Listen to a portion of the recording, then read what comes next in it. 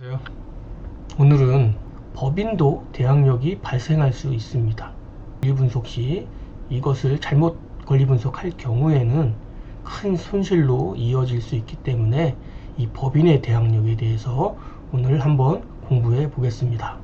이 보호받는 적용 대상, 우리가 일반적으로 자연인하고 법인이 있습니다. 이 자료에 있는 내용을 제가 판서로서 한번 설명해 보겠습니다. 적용 대상이 어떤 것이 있는지 한번 알아보겠습니다. 민법에서 이 법률행위 할 수 있는 사람을 두 가지 구분하는데요. 두 가지 종류로 구분하는데요. 첫 번째가 자연인입니다. 자연인. 자, 자연인에는 그렇죠. 일반인이죠. 일반 국민. 우리 일반 국민이 임대차 계약하고 전입신고하면 우리가 대항력이 발생하지 않습니까? 일반 국민이 전입신고하면 대항력이 발생을 합니다. 이거 일반 국민도 있고요. 우리가 또 보는 게 대법 판례에 의해서 외국인 또 제외 동포 또 예외적으로 외국인하고 제외 동포도 외국인 같은 경우는 체류지 신고 또는 재해동포 같은 경우는 거소 신고 또는 변경 신고 계약하고 임대차 계약하고 외국인 재해동포도 임대차 계약을 하고 체류지 신고라든가 그 다음에 거소 신고할 경우에 예외적으로 우리 대법 판례에서 대항력을 인정해 주었습니다. 이거 알고 계시고요. 우리가 자연인은 이렇게 있다라는 거 아시고, 우리가 중요한 개념이 또 뭐 있냐면, 우리가 민법에서는 사람을 두 가지로 분류한다라고 했죠. 자연인 또는 하나는 법인이 있습니다. 이 법인도 예외적으로 우리가 주임법 적용 대상으로 인정을 해줍니다. 주임법에. 그래서 법인이 임대차 계약할 경우에도 대항력을 인정을 해줍니다. 근데 모든 법인이 인정되는 게 아니라 두 가지가 있습니다. 첫 번째로 공기업. 공기업에는 또 두 가지 부류가 있습니다. LH하고 지방 주택사업 공기업이 있습니다. LH는 토지주택공사이고요. 이 지방주택사업공사는 무엇이냐면 서울주택도시공사, 경기주택도시공사, 인천주택도시공사 요게 있습니다. 요런 LH나 요런 주택도시공사들이 임대차 계약을 하고 이 선정된 사람, 선정인이 전입신고하면 대항력을 인정해 주는 겁니다. 또 하나 중소기업도 중소기업 기본법 적용 대상 중소기업에 해당될 경우에 여기에 직원이 전입신고할 경우에 대항력을 인정해 줍니다. 여기서 예외가 있습니다. 예외는 여기 사장이나 대표 또는 임원 등기이사겠죠? 이 사람들은 해당 안 됩니다. 대표라든가 임원들은 안 되고 온리 직원만 되는 겁니다. 또 여기에서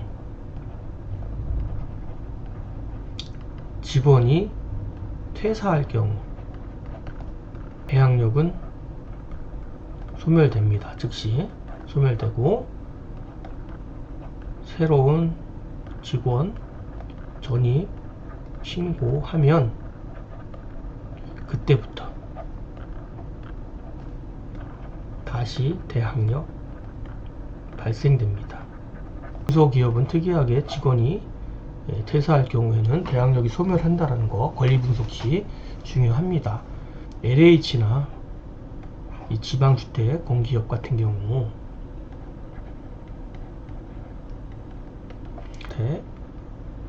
전세,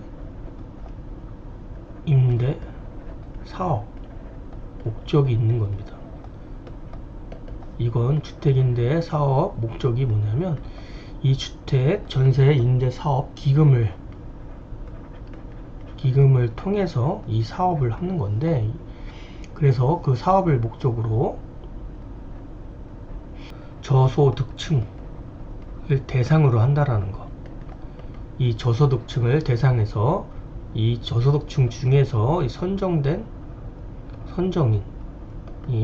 그 주택에 임대차 신고할 경우에 이 선정인 이 공기업도 우리가 대항력을 인정해 주는 겁니다. 이 중소기업 같은 경우는 직원 숙소용인 이 숙소가 외부 일반 주택입니다.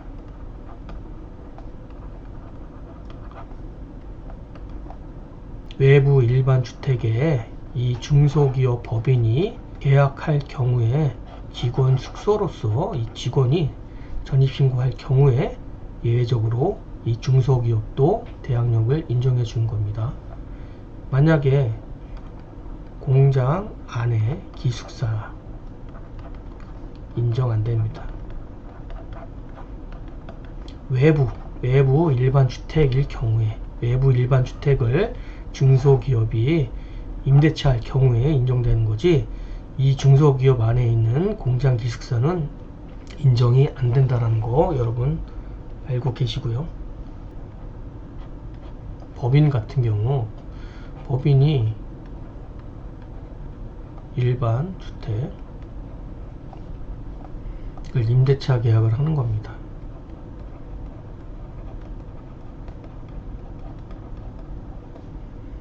임대차 계약할 경우 중소기업 같은 경우는 직원이 전입신고하면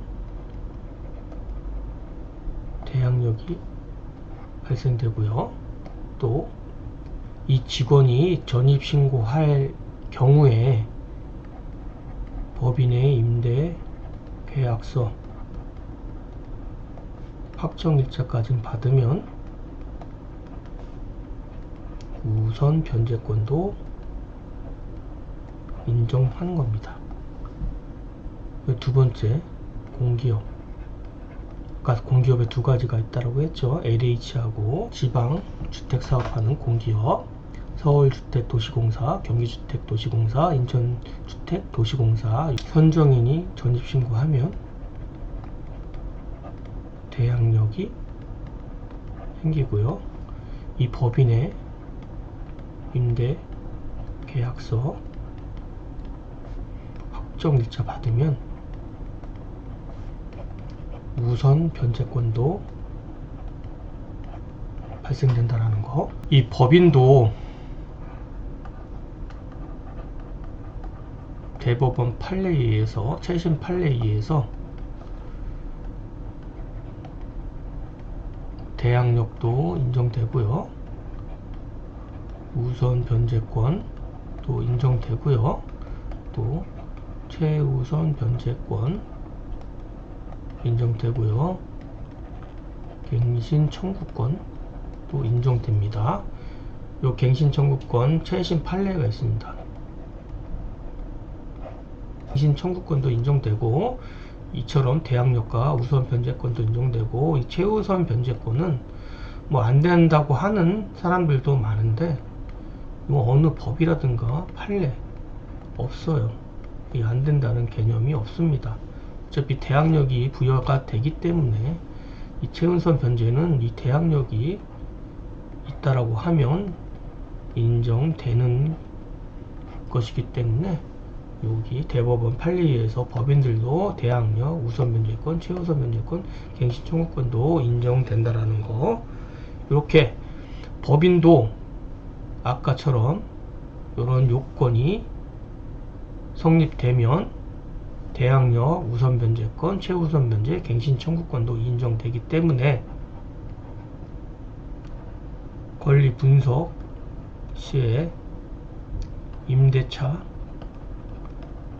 대상이 법인일 경우 주의해서 이 두 가지 법인만 해당되기 때문에 이 두 가지 법인에 해당될 경우에는 신중하게 권리 분석하시면 되겠습니다. 오늘 아주 중요한 개념 법인의 대항력, 우선 변제권, 최우선 변제, 갱신 청구권 여러분들 꼭 알아두셨으면 합니다. 오늘 수고했고 오늘 고생 많으셨습니다. 다음 시간에 뵙겠습니다. 감사합니다.